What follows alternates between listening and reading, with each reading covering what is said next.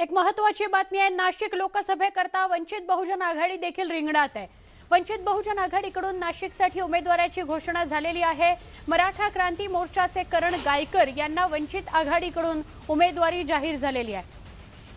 आमचे प्रतिनिधी लक्ष्मण यांना अधिक विचारूया। लक्ष्मण, इथं महायुतीचं नाशिक लोकसभेचं ठरेना झालंय, पण वंचितनं उमेदवाराची घोषणाही केली आणि ते नाव सुद्धा उघड केलं, काय सांगाल?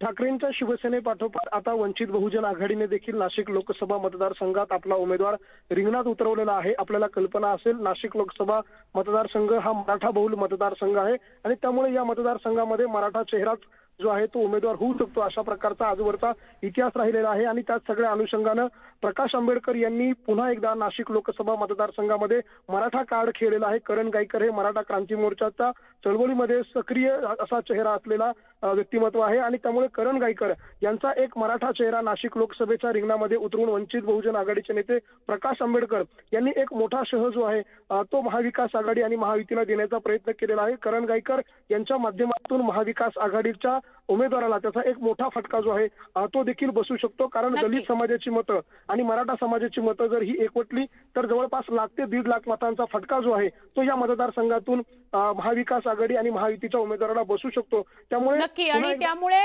नाशिककडे आता लक्ष लागलेलं आहे। तिरंगी लढत होते का अशी शक्यता व्यक्त होतीये।